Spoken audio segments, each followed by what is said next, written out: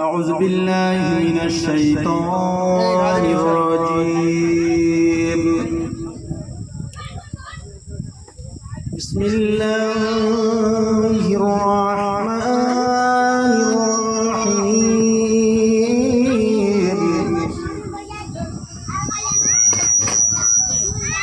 يوم لا ينفع مال ولا بنون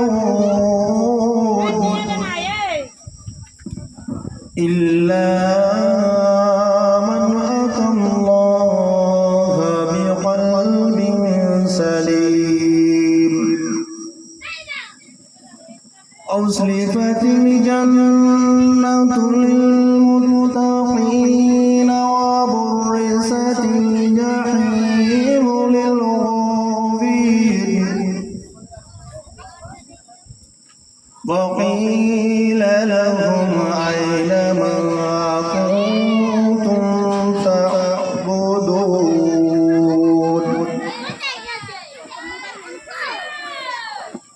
من دون الله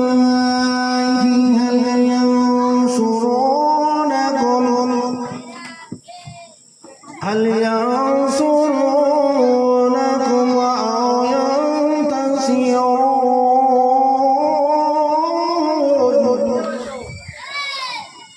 فكبكبوا فيها هم الغاوون وجنود إبليس أجمعون. صدق الله العظيم. الحمد لله وكفى وسلام على عباده الذين اصطفى. أما بعد فقد قال الله تبارك وتعالى في كلامه المجيد وفي فرقانه الحميد. إن الله وملائكته يصلون على النبي يا أيها الذين آمنوا صلوا عليه وسلموا تسليما. اللهم صل على سيدنا شفيعنا مولانا محمد وعلى آله سيدنا شفيعنا مولانا محمد. আমরা শেষে একটু দরুদ ইব্রাহিম পড়ি। আল্লাহুম্মা সাল্লি আলা মুহাম্মাদ ওয়া আলা আলি মুহাম্মাদ কামা সাল্লাইতা আলা ইব্রাহিম ওয়া আলা আলি ইব্রাহিম ইন্নাকা হামিদুম মাজিদ। আল্লাহুম্মা বারিক আলা মুহাম্মাদ ওয়া আলা আলি মুহাম্মাদ কামা বারাকতা আলা ইব্রাহিম ওয়া আলা আলি ইব্রাহিম ইন্নাকা হামিদুম মাজিদ। وقال الله تبارك وتعالى في كلامه المجيد وفي فرقانه الحميد يوفى الصابرون أجرهم بغير حساب. وقال الله تبارك وتعالى في كلامه المجيد وفي فرقانه الحميد. بسم الله الرحمن الرحيم. كل نفس ذائقة الموت. وقال النبي صلى الله عليه وسلم قال رسول الله صلى الله عليه وسلم الدين يسر. الحديث মুআজ্জাজ মুকররম উলামায়ে ইকরাম আগত দাওয়াতি আলেম ভাই সাহেব এবং আমার দিনদার মুত্তাকি দিনদার আল্লাহ বাবাজি ভাইরা, বয়স্ক সমবয়স্ক মধ্যবয়স্ক আমার বাবাজি ভাইরা, সিনা কুচি কাঁচা ছোট বাচ্চারা, পর্দানশীন আবেদন যায় সালেহা ধার্মিকা আল্লাহ ওয়ালি নবী মোহাম্মদ স্নেহময়ী আমার মা ভগ্নীগণ, এই নবীপাকের জলসার মধ্যে আমি একজন গুনাহগার কাটাকার ওয়াসিয়াকার আপনাদের সম্মুখে হাজির হয়েছি আল্লাহ এবং আল্লাহর রাসূলের দুই চারটি কথা বলার জন্য। আল্লাহ পাকের অশেষ রহমত, নবীপাকের ওসিলা, পীর মুর্শিদের দোয়া, বিশেষ করে আব্বা জান আম্মা জানের দোয়া, আপনাদের দোয়ার বরকতে হাজির হয়েছি। আল্লাহ পাক যেন আমার জবান দিয়ে আল্লাহ এবং আল্লাহর রাসূলের দুই চারটি কথা বলার এবং আমল করার তৌফিক দান করেন, বলেন আমিন। সেই সাথে আপনাদের সকলেরই নেক আমল করার তৌফিক দান করেন, আমিন আমিন। বাবাজি ভাইরা আমার, আজকের একটা জায়গায় উপনীত হয়েছে, ওই জায়গাটা এটা পূর্বে ছিল একটা জায়গা খালি ময়দান, কিন্তু এখন সেই জায়গাটার নাম হচ্ছে রিয়াদুল জান্নাহ। আল্লাহ রাসূল বললেন যেখানে আল্লাহ এবং আল্লাহ রাসূলের কথাবার্তা আলোচনা হয় সেটা হলো রিয়াদুল জান্নাহ, জান্নাতের বাগান, অস্থায়ী একটা বাগান, জান্নাতের বাগান। সেই জান্নাতের বাগান উপনীত হয়েছে, উপস্থিত হয়েছে, হাজির হয়েছে। আল্লাহ পাকের শুকর, সকলের ভাগ্যে এই জায়গা জোটে না। যাদের ভাগ্য ভালো হয় তারা এই জায়গায় উপনীত হয়, উপস্থিত হয়, হাজির হয়, আর এই জায়গায় তাদের আসার সৌভাগ্যের কারণ হয়। ঠিক না বেটা? বলেন। যদি আমি মনে করি যে আমি মাইকের আওয়াজ পাচ্ছি, ঘরে বসে শুনবো, দাওয়াত দিয়েছেন বাবাজি ভাই, আপনারা যদি মনে করেন যে আমার দাওয়াত দিয়েছেন বাড়িওয়ালা, আমরা ঘরে বসে শুনবো মাইকের আওয়াজে, তবে একটা ছোট এক্সাম্পল স্বরূপ বলে আল্লাহ সুবহানাহু ওয়া তাআলা বিভিন্ন প্রাণী দিয়েছেন। এই প্রাণীর মধ্য দিয়ে মুরগি একটা প্রাণী, হাঁস একটা প্রাণী। এই প্রাণীদের যখন ডিম নিয়ে মা বোনেরা বসিয়ে দেন, 10টা 15টা 20টা 20টা 25টা করে ডিম নিয়ে ওই ডিমগুলো তা দেওয়ার ফলে বাচ্চা ফোটে। তা দেওয়ার সময় আর ডানার ভিতরে যেগুলো সেগুলো ফোটে না, বাইরে যেগুলো সেগুলো ফোটে। আর এদিকে তাকাও। যখন মুরগি বা হাঁসের ডানার মধ্যে ডিমগুলো থাকে, তা দেওয়ার সময় সেগুলো বাচ্চা ফোটে, যেগুলো মানে খোপের বাইরে বা ডানার বাইরে বাচ্চা কোনগুলো ফোটে? বাচ্চা তো ফোটে, ডানার মধ্যে যেগুলো থাকে সেগুলো ফোটে, যেগুলো ডানার বাইরে কিংবা খোপের বাইরে সেগুলো পচে যায়, ফোটে না, ফেলে দিতে হয়, খাওয়া যায় না, বিশাল দুর্গন্ধ। সেহেতু বাবাজি ভাইরা আমার, যারা দূর দিগন্তে ছড়িয়ে বিক্ষিপ্তভাবে ঘোরাফেরা করছেন, চলে আসেন পাক মিলাদুন নবীর মোতাবারক জলসায় চলে আসেন, শোনেন আল্লাহ এবং আল্লাহর রাসূলের দুই চারটি কথা আমল করেন। হয়তো দেখা যাবে কাল সকালবেলা আমি লাশ হয়ে গেছি, আজকের মানুষ আছি, কালকে লাশ হয়ে যাবো। হয়তো আমার আর এরকম আল্লাহ রাসূলের কথাবার্তা আলোচনা শোনা, আমল করার সৌভাগ্য হবে না। কাল সকালবেলা আমার জন্য বাঁশ কাটবে, কাপড় কিনবে, আর সাহেবের শপথ দিয়ে মাই হবে মসজিদে, জোহরের পরে জামিউদ্দিনের মাটি হবে। বলো ঠিক না? হ্যাঁ। সেই জন্য করে বাবাজি ভাই আমার দাদু ছিলেন, আমাকে ভালোবাসতেন, অনেক কথা আলোচনা হতো, ওখানে বসে থাকতেন, অনেক সুখ দুঃখের কথা হতো। তিনি আজ দুনিয়ায় নাই। তানার সব রেসানি আর এদিকে হচ্ছে আপনার আকিকা, দুটি মিলিয়ে আজ এরকম একটা মাহফিল মোতাবারক মিলাদুন নবীর জলসা। বাবাজি ভাইরা আমার, তবে আমি আপনাদের ঘরের আলেম, সেহেতু হয়তো আমার কথা আপনাদের ভালো না লাগতে পারে, কিন্তু বাইরের আলেম সাহেব এসেছেন, মৌলানা সাহেব এসেছেন, তাদের মধ্যে থেকে আমিও আল্লাহর বাণী নবীর হাদিস শুনবেন। আপনারা এখন থেকে সে জমি যান, নিয়ে যেটা করবেন সে নিয়তে ফয়সালা হবে। বুখারী শরীফের প্রথম হাদিস, বিসমিল্লাহির রহমানির রহিম, ইন্নামা আমালু বিন্নিয়াত, নিয়তের উপরে ফয়সালা হবে তার সমস্ত কাজকর্মের উপরে। বাবাজি ভাইরা আমার সাথে খেয়াল রাখবেন। তবে আমি আপনাদের সম্মুখে ছোট্ট আয়াতে কারিমা রেখেছি এবং একটা অসংখ্য হাদিস পুঞ্জের মধ্যে দিয়ে একটা ছোট্ট হাদিস রেখেছি। আল্লাহ তৌফিক দিলে বলবো ইনশাআল্লাহ আজিজ। আর সময়ের দরকার, সময় না হলে আর বলা যাবে না, সেও আপনাদের দোয়া। বাবাজি ভাইরা আমার, মা বোনেরা যারা আছেন পর্দায় চলে যান, মা বোনেরা যারা আছেন পর্দায় চলে যান, বিক্ষিপ্তভাবে থাকবেন না। কেননা আজকে একটা এমন সুন্দর মাহফিলে আপনারা শুনবেন, আমল করবেন। আচ্ছা, বাড়িওয়ালার তরফ থেকে আমি জানাই যাদেরকে দাওয়াত করেছেন দয়া করে মেহেরবানি করে আপনারা চলে আসেন মিলাদুল নবী নবীর বরকত জলসায়, মোতাবারক জলসায়। বাড়িওয়ালার কাছে আমার আবেদন, আপনার কাজী যেসব লোকগুলো আছে বাবাজি ভাইরা লেগে আছেন সেজন গুলো বাদ দিয়ে বাকি যেগুলো আছেন দয়া করে এই মিলাদুল নবীর জলসায় বসে যান। আপনারা এসেছেন কিন্তু এই মিলাদুল নবীর জলসা আসার বাইরে থাকার জন্য নয়, বাড়িতে বলে এসেছেন যে আমরা মিলাদ হবে সেখানে যাচ্ছি। আর এসে যদি আপনারা এখানে সেখানে ঘোরাঘুরি করেন, সময় পার করে দেন, আর ঠিক সময় মতো বড় বক্তার সালপাতা বাবু যখন আসেন তখন যদি আসেন কিন্তু বেকার হয়ে যাবে। আপনার নিয়তটা মিথ্যা কথা হবে। সেহেতু আপনারা বাড়িতে বলে এসেছেন যে আমরা নূর হোসেন বাবুর বাড়িতে মিলাদে যেতে যাচ্ছি, সেহেতু আপনারা বসে যান।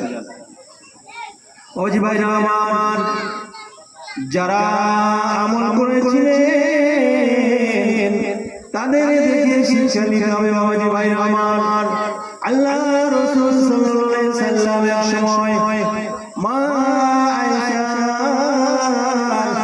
কোলে মাথা দিয়ে জ্যোৎস্না রাতে মাথা দিয়ে আরাম ফরমাচ্ছেন। এমন সময়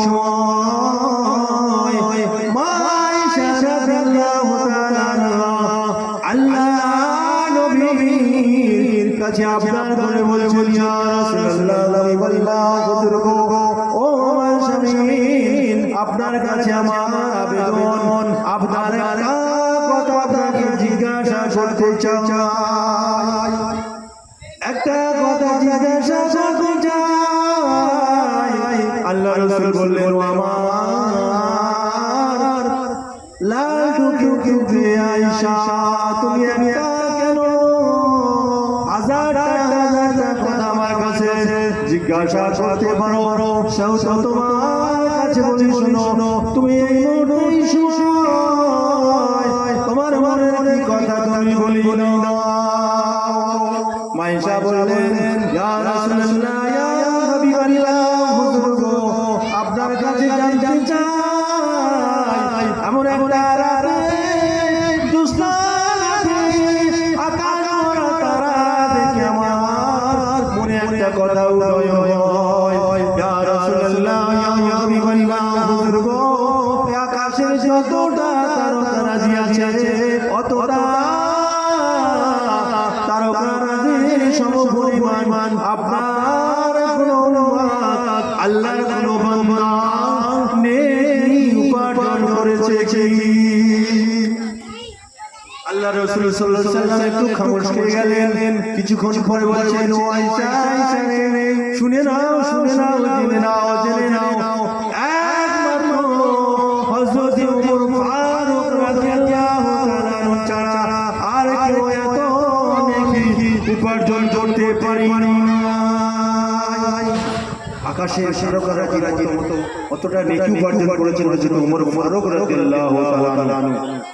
তাহলে তাদের দেখে আমাদের শিক্ষা নিতে হবে, তাদের দেখে আমাদের জীবন যাপন করার জন্য তাদের সিরাত, তাদের পথ, তাদের মত আমাদের নিতে হবে। আমরা সেই পথের অনুগামী হওয়ার জন্য আল্লাহর পাকের কাছে কত দরখাস্ত করেছি বলেন। আমরা দরখাস্ত করেছি নেতা নেত্রীর মহব্বতে, ভালোবাসায় তাদের পথ অনুসরণ করে চলার জন্য। কাল কিয়ামতের মাঠে দূরের কথা, মরণের থেকে শুরু করে কবর গায়ে যাওয়ার সাথে সাথে তোমাকে কি জিজ্ঞাসা করা হবে না, নেত্রী কি বলে সে কথা বলো, ও কথা বলা হবে না। নবীর সুন্নাত কতটা নিয়ে যাওয়া যায়, আল্লাহর হুকুম মোতাবেক কতটা চলা যায়, তাই নিয়ে আমাদের কবর গায়ে যেতে হবে। নবীর সুন্নাত যদি গায়ে না থাকে তাহলে সেটা কি আমাদের হাজার পাওয়ার জায়গা হবে? ওজি ভাইরা আমার, যে কথা বলছিলাম, আল্লাহ রাসূলের কথা শুনে মা আয়েশা একটু মনটা খারাপ হয়ে গেল। দ্বিতীয়বার আবার প্রশ্ন করেছেন, ইয়া রাসূলুল্লাহ, ইয়া হাবিবাল্লাহ, আপনার কাছে আমার প্রশ্ন করতে চাই, বলতে চাই একটা প্রশ্ন, আপনি কি উত্তর দেবেন? কথাটা কি জানাবেন? আল্লাহ রাসূল, আল্লাহর হাবিব, সোনার নবী আমার মক্কার নবী আমার সোনার জওয়ানে বললেন ও আয়েশা আয়েশা রে তুমি বলো একটা কেন হাজারটা প্রশ্ন এবং কথা বলতে পারো আল্লাহ নবীর কাছে বললেন ইয়া রাসূলুল্লাহ ইয়া হাবিবাল্লাহ হুজুর গো আপনার কাছে আমার নিবেদন আমার প্রশ্ন আপনার কাছে আমি জানাতে চাই বলতে চাই আপনার কোনো উম্মত আপনার কোনো উম্মত আল্লাহর কোনো বান্দা এমন আছেন বিনা হিসাবে জান্নাতে প্রবেশ করবেন আল্লাহ নবী খামোশ খেয়ে গেলেন কিছুক্ষণ পরে আল্লাহ নবী বলছেন ও আয়েশা আয়েশা রে তুমি জেনে নাও শুনে নাও আল্লাহর এমন বান্দা আমার এমন উম্মত আছে যে উম্মতের নামটা আল্লাহর বান্দার নাম হলো হযরত আবু বকর সিদ্দিক রাদিয়াল্লাহু তাআলা বিনা হিসাবে জান্নাতে প্রবেশ করবে বলেন আমরা তাদের অনুসরণ করে চলতে কতটা পেরেছি আমরা কতটা তাদের মত অনুসরণ করে চলতে চলেছি জান্নাত মামুর ঘরে ঠেলে উঠবে জান্নাত মামুর ঘর নানানি ঘর ঠেলে উঠবো আমলের প্রয়োজন নাই আল্লাহ খুশি রাজির দরকার নাই নবীর সুন্নাত আমার গায়ে মায়ের দরকার নাই সারাদিন হই করে সেখানে গিলা গিবত হিংসা রিয়া অনিন্দা পরচর্চা করে বেড়াবো ওই তাই করছে নামাজ নেই রোজা নেই শরীয়ত নেই আর শুধু খালি দুনিয়ার মধ্যে হই করে বেড়াবো জান্নাত মামুন ঘরের ছেলে উঠবে নাকি হ্যাঁ আল্লাহ রাসূলের কথা শুনে আয়েশা সিদ্দিকা রাদিয়াল্লাহু তাআলা বললেন ইয়া রাসূলুল্লাহ ইয়া হাবিবাল্লাহ হুজুর কোন কারণে আমার আব্বা জান আপনার নবী গো আপনি বলে দেন আল্লাহর বান্দা বিনা হিসাবে আমার আব্বা জান জান্নাতে প্রবেশ করবে একটু বলতে পারবে বলবে আল্লাহ রাসূল শুনে সঙ্গে বললেন ও আয়েশা আয়েশা রে শুনে নাও জেনে নাও আমি তোমার জানিয়ে দিতে চাই আমার আল্লাহ সুবহানাহু ওয়া তাআলা এক সময় জানিয়ে দিয়েছিলেন ও আমার নবী দোস্ত হাবিবুল্লাহ আমার নবী মুহাম্মদ রাসূলুল্লাহ সবাই সাল্লাল্লাহু আলাইহি ওয়াসাল্লাম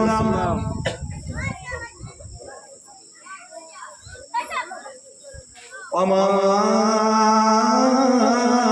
নবী নাও শুনাও এই মক্কা জমিতে তোমার থাকা হবে না এক সময় তুমি এই মক্কা ছেড়ে মদিনায় পাড়ি দিতে হবে হিজরত করতে হবে আমার নবী তুমি শুনে নাও জেনে নাও আল্লাহ নবী আল্লাহর হাবিব ওই কথাটি সঙ্গে আমার দয়ার রাসূল হযরত আবু বকর সিদ্দিক রাদিয়াল্লাহু তাআলা আনহুর কাছে বললেন আমার সাহাবা আবু বকর বাবাজি গো এই মক্কা জন্মভূমিতে আমার থাকা হবে না আল্লাহ সুবহানাহু ওয়া তাআলা আমাকে জানিয়ে দিয়েছেন এই কথাটি শুনে হযরত আবু বকর সিদ্দিক রাদিয়াল্লাহু তাআলা আনহু ওই কথাটি শুনে সঙ্গে নিয়ত করে নিয়েছেন আল্লাহ গো আমার জীবনটা আল্লাহ নবীর চরণে উৎসর্গ করে দেব আমার আব্বা জান আম্মা জান আমার নবীজির চরণে উৎসর্গ হয়ে যাক ওগো আল্লাহ সুবহানাহু ওয়া তাআলা আপনার কাছে আমি দরখাস্ত করে রাখলাম আমার নবীর সাথে যেন আমি মক্কা ছেড়ে হিজরত করে মদিনায় পাড়ি দিতে পারি আল্লাহ আল্লাহর নবীর কথা শুনে হযরত আবু বকর সিদ্দিক রাদিয়াল্লাহু তাআলা আনহু নিয়ত করে নিয়েছেন, ওই থেকে সেই রাত থেকে কোনোদিন এক রাত ঘুম দেয়নি। আমরা কত ঘুমিয়ে ঘুমিয়েছি গো, কত ঘুমিয়েছি। পীর সাহেব যখন আসবে, সুফি সাহেব মাথায় টুপি দিয়ে পীর সাহেব সামনে বসে যায়, যেন আমি কত বড় একটা ভক্ত। পীর সাহেব চলে যাবে, টুপি খুলে আড়াই ঠেলে উঠবে, মসজিদে যাবার নাম নেই, নামাজে থাকবো না, রোজার সময় অহেলিয়াতি কাজ করে বেড়াবো। এটাই আমরা ভক্ত, এটাই আমরা নবীর সিরাত মেনে চলার মানুষ, নবীর উম্মত বলে দাবি করি। জান্নাত মামুর ঘর ঠেলে উঠবে সোজা গিয়ে, নাকি? কোনোদিন তা হবে না। আল্লাহ সুবহানাহু ওয়া তাআলা এক সময় আল্লাহ রাসূল সাল্লাল্লাহু আলাইহি ওয়াসাল্লামকে বলেছিলেন যে মক্কা ছেড়ে মদিনায় চলে যেতে হবে। আবু বকর সেদিন থেকে নিয়ত করে নিয়েছেন, আর সেই রাত থেকে ঘুম দেয় নাই, এক রাতও ঘুম দেয় নাই। গাঠরি বেলি আল্লাহ রাসূল সাল্লাল্লাহু আলাইহি ওয়াসাল্লামের অপেক্ষায় কখন এসে ডাকবেন, ক্লান্ত হয়ে কাফেরদের অত্যাচারে আর নির্বিচারে আঘাত অনাচারে এসে আমার কাছে ডাকবে, আমার ঘরের সামনে এসে আবু বকর বলে ডাকবে, আর কিনা কাফেররা আল্লাহর নবীকে কত মারধর করবে, যা হয়তো শেষ করে দেবে। এটা আমার সহ্য হবে না। আল্লাহ তাআলা আমি ঘুম দেব না। আবু বকর সঙ্গে সঙ্গে তিনি ওই রাত থেকে গাড়ি বেঁধে নিয়ে, সামানগুলো বেঁধে নিয়ে, মাথায় করে নিয়ে দরজায় পিঠ লাগিয়ে একাধারে 6 মাস ঘুম দেয় নাই। দরুদ শরীফ আল্লাহুম্মা সাল্লি আলা, ভক্তি সহকারে মহব্বতের সঙ্গে যে নবী আমাদের জন্য যেদিন পদার্পণ করেছেন এই দুনিয়ার বুকে, তশরিফ নিয়ে এসেছিলেন, আগমন করেছিলেন। জন্মগ্রহণ বলবেন না, জন্ম হলে তার মৃত্যু হয়, আর মৃত্যু কোনোদিন হয় না। নবীদের পীরদের ওলিদের বুজুর্গ মাশায়েখদের পর্দা নেই। বাবাজি ভাইরা আমার, আল্লাহ রাসূল সাল্লাল্লাহু আলাইহি ওয়াসাল্লাম যেদিন পদার্পণ করেছেন, তশরিফ নিয়ে এসেছিলেন, সেই দিন ইয়া হাবলি উম্মতি বলে নবীজি আমাদের জন্য কেঁদেছেন, আর কেঁদে গিয়েছেন 63 বছর। আর আজও যদি না মানা হয়, রওজা শরীফে আল্লাহ রাসূল সাল্লাল্লাহু আলাইহি ওয়াসাল্লাম ইয়া হাবলি উম্মতি, আমার উম্মতের উপায় কি হবে? সেই নবীর সঙ্গে আমরা দরুদ পড়বো, ভক্তি সহকারে মহব্বতের সঙ্গে পড়বো। বাবাজি ভাইরা আমার, মা বোনেরা আমার, আপনারা আমল করেন। বাড়িওয়ালার কাছে আমার বড় জোরে অনুরোধ, আপনার কাজে যারা লেগে আছেন, এই কাজ ছাড়া বাড়তি যারা আছেন, খবরদার তারা যেন চলে আসে, মাহফিলে আসে, মাহফিলের আদব রক্ষা করুন। আমরা বলে এসেছি বাড়িতে যে আমরা মিলাদে যাচ্ছি, কিন্তু আমরা মিলাদে না বসে বাইরে সময় কাটাচ্ছি। এটা কিন্তু খুব অন্যায়, গুরু অন্যায়। আল্লাহ সুবহানাহু ওয়া তাআলা কি করবে টানার ফয়সালা আমি জানি না, তবে নিয়তের উপর আপনাদের ফয়সালা হবে। বাবাজি ভাইরা আমার, যে কথা বলছিলাম, আল্লাহ রাসূল সাল্লাল্লাহু আলাইহি ওয়াসাল্লাম মাইশাকে বললেন, মাইশা শাইনা ওয়াতিরা, তোমার আব্বা জি আমার সাহাবা, আমার উম্মত, আল্লাহর বান্দা আবু বকর রাদিয়াল্লাহু তাআলা আনহু সেই দিন থেকে আর ঘুম দেয় নাই। আমি যেদিন বলেছিলাম মক্কা ছেড়ে মদিনায় হিজরত করে চলে যাব আল্লাহর হুকুমে, 6 মাস হয়ে গেছে। আল্লাহর রাসূলকে আল্লাহ তাআলা বলে দিয়েছিলেন, ওই রাতে আল্লাহ রাসূল ঘরেতে শোয়া আছেন। হযরতে নবী করিম সাল্লাল্লাহু আলাইহি ওয়াসাল্লাম যে ঘরে আছেন, ওই ঘরে শুয়ে আছেন, ঘুমিয়ে গেছেন। এদিকে দারে নাদওয়া বলে একটা জায়গা, ওই জায়গায় আবু জেহল, আবু লাহাব, আবু সুফিয়ান, উতবা, উতাইবা, শাইবা এরা সবাই মিলে মিটিং ডেকে আর করেছে কিনা, বলেছে যে দেখো তোমরা যদি আজকে রাতে আর মুহাম্মদকে, বেটা মুহাম্মদ সাল্লাল্লাহু আলাইহি ওয়াসাল্লামকে শেষ করে না দিতে পারো, তাহলে প্রত্যেকটা বংশের মধ্যে একটা করে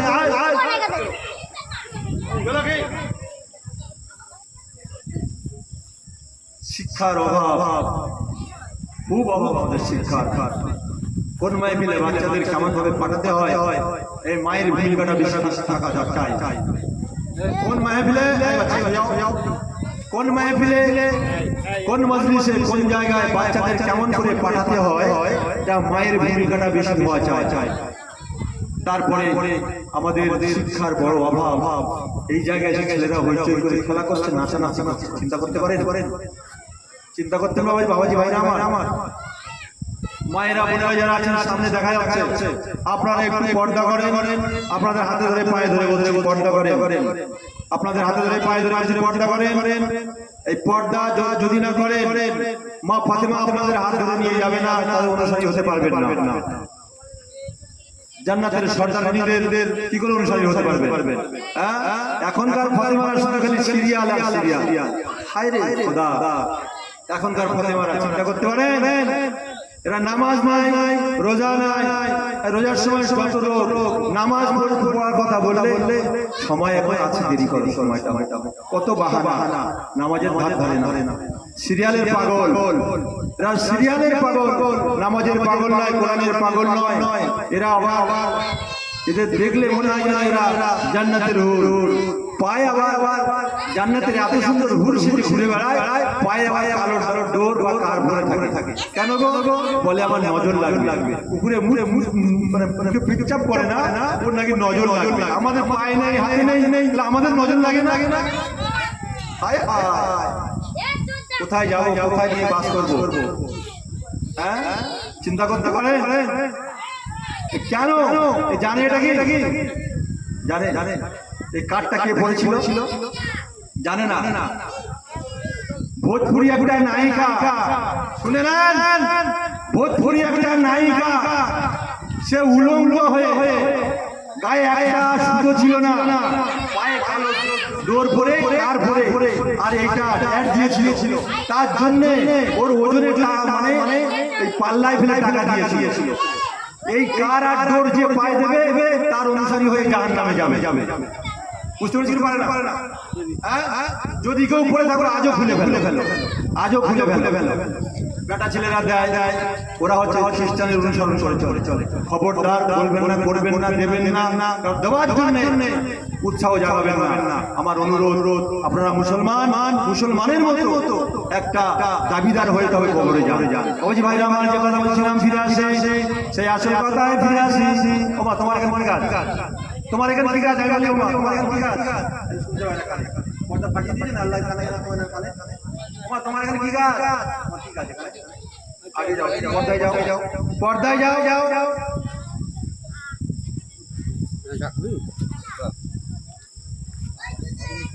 মেলা যায়, সিনেমা থিয়েটারে, আর এদিকে ড্যান্স হাঙ্গামায় চলে লজ্জা শরম সব চলে গেছে। লজ্জা থাকবে কেন? লজ্জাও চলে গেছে। আল্লাহ আমাদের হেফাজত করুক, আমিন। বাবাজি ভাইরা আমার যে কথা বলছিলাম, আল্লাহ রাসূল সাল্লাল্লাহু আলাইহি ওয়াসাল্লাম আমাদের জন্য অক্লান্ত পরিশ্রম করার পরেও আমাদের ভুলে নাই। আমি যে কথা ছেড়ে এসেছি আপনাদের কি মনে আছে? দরুদ শরীফের কথা ভক্তি সহকারে পড়তে বলেছিলাম।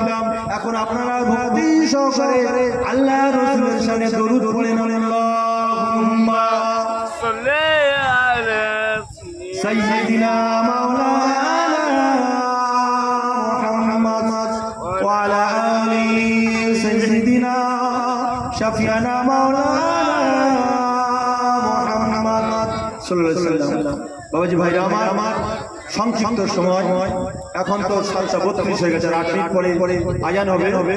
তো বাবাজি ভাইরা আমার তো সংক্ষিপ্ত একটা কথা বলি যে দরুদ শরীফ যখন পড়বেন ভক্তি সহকারে পড়বেন, যখন নবীর শানে দরুদ পড়বেন অন্তরের স্থল থেকে পড়বেন। আর বাবাজি ভাইরা আমার মরণের কথা একটু স্মরণ করবেন। আমার দাদুজি চলে গেছেন, তো সেই সম্বন্ধে ছোট্ট আয়াত বলেছিল, কুল্লু নাফসিন যায়কাতুল মউত। বাবাজি ভাইরা আমার আমি যদি এই মুহূর্তে ইন্তেকাল করি, কাল সকালবেলা আমার মাটি হোক বা রাত্রে হোক, সর্বপ্রথমে আমার জন্য বাঁশ কাটা হবে কি হবে না? কথা বলুন, বাঁশ কাটা হবে কি হবে না? কাপড় চোপড় কিনতে যাবে কি যাবে না? তাহলে আমার মরণের সঙ্গে আমার সাইজ করা বাঁশ আগে যাবে কবর ডাঙায়। আমি হয়ে যাবো লাশ, আমার জন্য কাটবে ছোট ছোট বাঁশ, ও সাইজ করা বাঁশ পাঠাবে আমার জন্য, সর্বনাশ হবে না সর্বনাশ হবে। এই কবরে সর্বনাশ হওয়ার আগে পৌষ মাসের জন্য আমরা কতটা তৈরি হয়ে যান বাবাজি ভাই আমার। তৈরি যদি না হয়েছেন খুবই মুশকিল, খুবই মুশকিল। এই মুশকিলের জায়গা থেকে আমরা ফিরে আসার চেষ্টা করি বাবাজি ভাইরা আমার। ছোট্ট একটা হাদিস বলেছি, এই হাদিসটা হলো ছোট্ট কিন্তু গুণ, জ্ঞান, মর্যাদা, ধাপ অনেক উচ্চ শিখরে। এই উচ্চ শিখরে যখন হাদিসের মান শান শাওকাত আমরা সেই দিকে ফলো করবো, লক্ষ্য করবো, সেই দিকে মন প্রাণ দিয়ে আমরা ধ্যান দিয়ে শুনে আমল করার চেষ্টা করবো ইনশাআল্লাহ। আল্লাহ পাক আমাদের তৌফিক দান করুক, আমিন। বাবাজি ভাইরা আমার, যে কথা বলতে বলতে ছেড়ে এসেছি, আমার দাদু জান চলে গেছে, তো আমাদেরও যেতে হবে। তিনি যখন আমরা নিয়ে গিয়ে অনেক মানুষ তার জানাজায় শরীক হয়েছিল। ওই শরীকের সময় আমরা বলেছিলাম যে ইনি যত ভুল ত্রুটি করেছেন আপনাদের কাছে মাফ করে দেন, মাফ করে দিয়েছেন। আবারও বলেছেন যারা আব্বাজানের কাছে কিংবা দাদুজানের কাছে যেটা পাবে আমাদের কাছে বলবে, আমরা শোধ করবো। বাবাজি ভাইরা আমার, আমরা গান করে এসেছি রুহের জগতে, আমরা বলেছি ওই জায়গায় আমরা ফেসে আছি, কিন্তু কতটা তৎপর হয়ে ওইটা আমরা মেনে চলেছি। বাবাজি ভাইরা আমার, আমরা কিন্তু মাপ চেয়ে নিতে পারিনি আল্লাহর কাছে। আমরা কিন্তু তৎপর হয়ে আমল নামাটা সক্রিয়ভাবে সতেজ করে নবীর সুন্নাত লাগায় মেখে নিয়ে যেতে পারিনি।